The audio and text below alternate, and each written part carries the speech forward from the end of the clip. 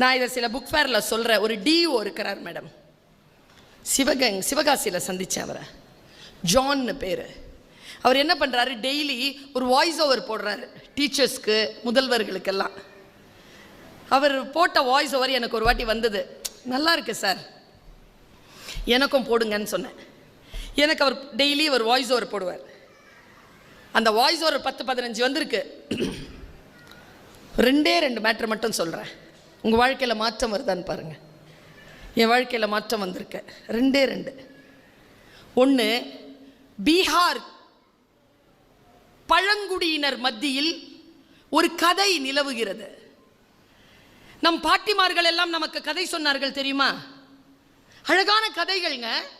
வாழ்க்கையில் சொல்லி விளங்க முடியாத பல விஷயங்களை கதைகள் மூலமாக விளக்கினார்கள்.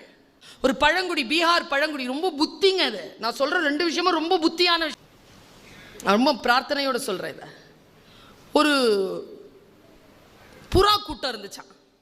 புறா தலைவன் ஒருத்தர் இருந்தானா. ஒரு இளமையான பையனை கூப்பிட்டு, ஒரு புறாவை கூப்பிட்டு, டேய், உயிர் காப்பாற்றிக்கணும், நாம சாவக்கூடாது, அப்படின்னா யாரோட ஜாக்கிரதையாக இருக்கணும்?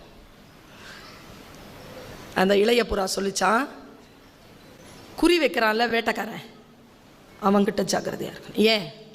அவன் குறி தப்புறதில்லை. நாம ரொம்ப ஜாக்கிரதையாக இருந்தால் தான் நம்ம விலக முடியும். ஓ, அவங்க அம்மாட்ட கேட்டுச்சான், சரியா சொல்லுதா அந்த புறா? சரியா சொல்லுது சார். இல்லை, தப்பா சொல்லி கொடுத்துருக்க.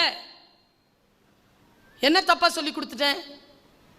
குறி வைக்க தெரிந்த வேட்டைக்காரனிடத்தில் ஜாக்கிரதையா இருக்க வேண்டும்னு எல்லாருக்கும் தெரியும். உயிர் இயற்கை. யாரோட ஜாக்கிரதையா இருக்க தெரியும்னா, ஆயுதம் தாங்கிய வேட்டைக்கு புறப்பட்டு இருக்கக்கூடிய குறி வைக்க தெரியாத வேட்டைக்காரனிடத்தில் ஜாக்கிரதையாக இருக்க வேண்டும். ஏன்னா நான் குறி இவனுக்கு தான் வைப்பேன், நீ அவனுக்கு தானே வச்சிருக்கிறன்னு எங்கேயோ பார்த்துட்டு இருப்ப, கரெக்டாக உங்ககிட்ட வரும்.